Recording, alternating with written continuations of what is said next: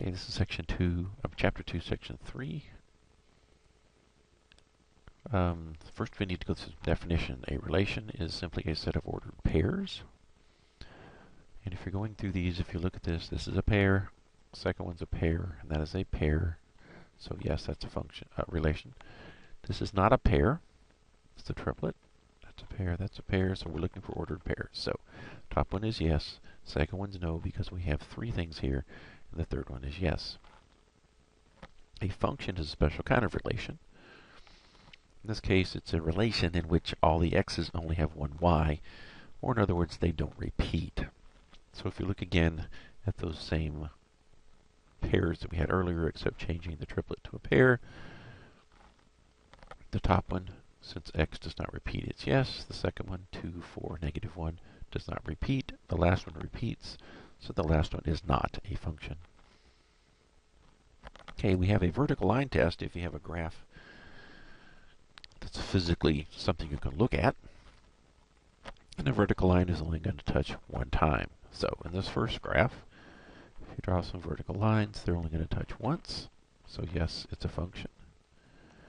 The second one, if you draw some vertical lines, they're going to hit in some places as many as 3 times, so no.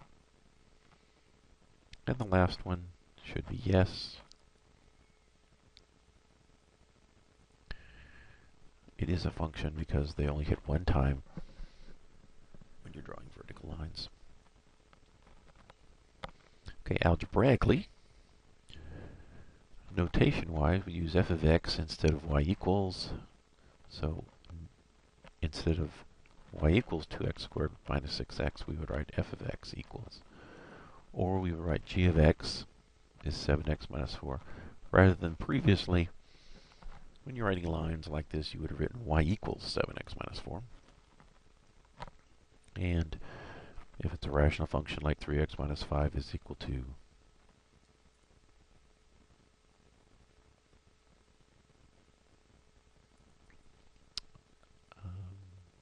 sorry, where was I? That popped up.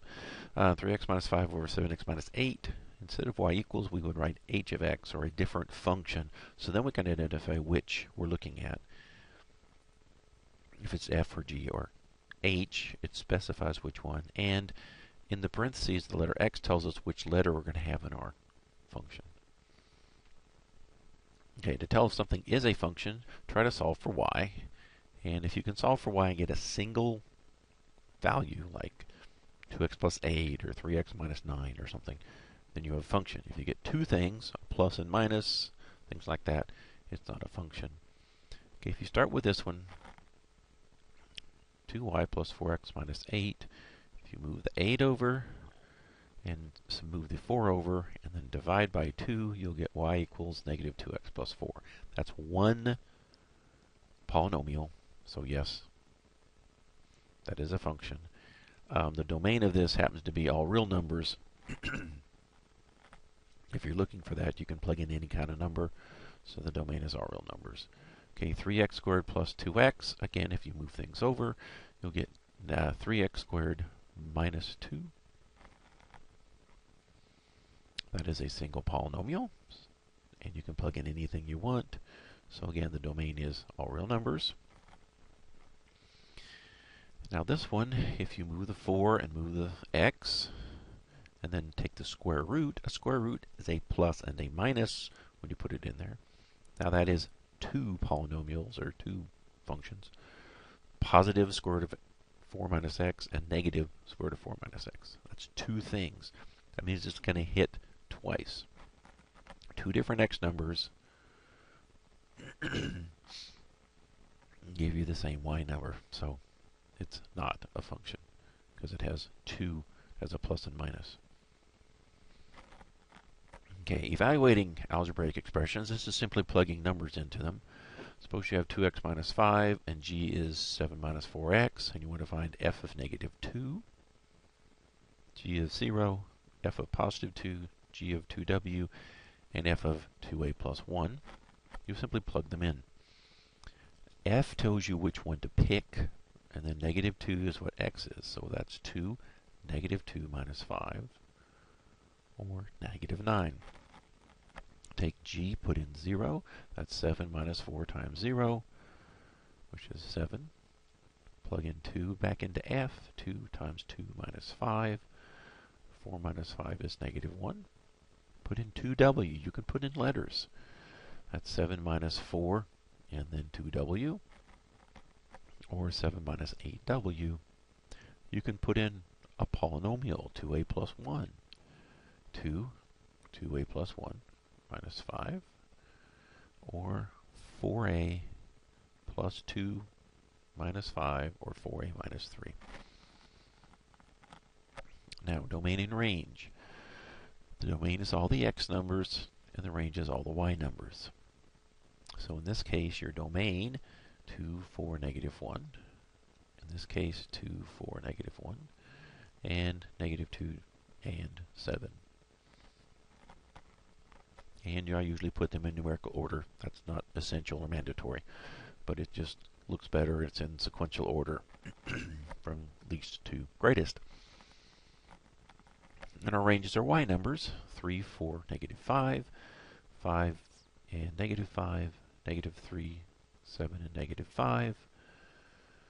So you just put those in. And again, I usually put them in least to greatest. This last one I messed up when I was typing it, so that's that one.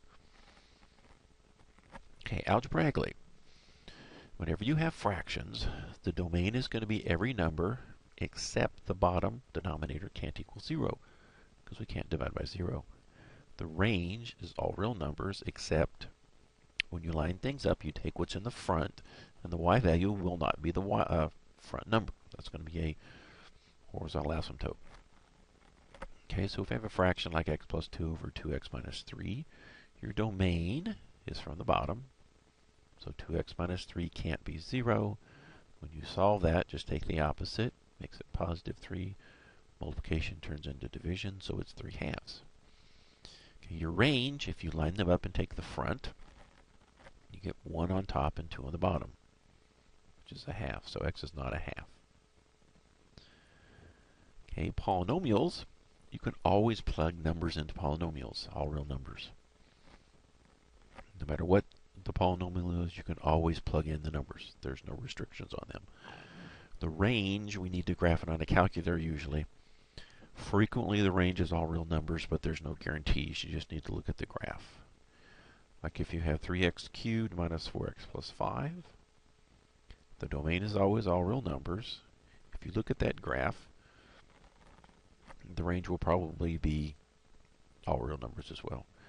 2x to the 5th minus 7x to the 4th plus 1. Again, domain is all real numbers. And x squared plus 3x minus 1. The domain is all reals. This one is going to have, it's a parabola. So it's going to be U-shaped, so it's going to have a restricted range. So you need to look at that. Okay, square roots. You take the inside, make it greater than or equal to 0. Or you can graph it. And then the range is going to be all real numbers. Unless there's stuff outside, like 2 plus a square root, or 2 minus the square root. Okay, those it's easier if you'll just graph them on a calculator or sketch a graph and define the range. So if you have square root of 2x minus 4, take the inside, means it's going to be a positive 4 divided by 2, so it's greater than or equal to 2. The range is greater than or equal to 0. If you sketch that graph, it's going to be a graph that curves upward. Square root of 5x minus 2. Again, take the inside.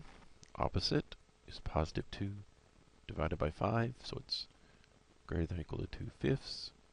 And since there's nothing outside, it's greater than or equal to 0 for your range. Okay, they also look for increasing, decreasing, and constant. This is going down, so it's decreasing. This is constant. Then it goes up, then it goes down. So, increasing, going up is this little piece right here from C to D. Decreasing, it's going down from A to B. It's also going down from D to E. And we can connect two sets by putting a union in between them. And this is not a point, AB, it's an interval. And then intervals where it's constant, that's from B to C because it's flat. So that concludes section 2.0.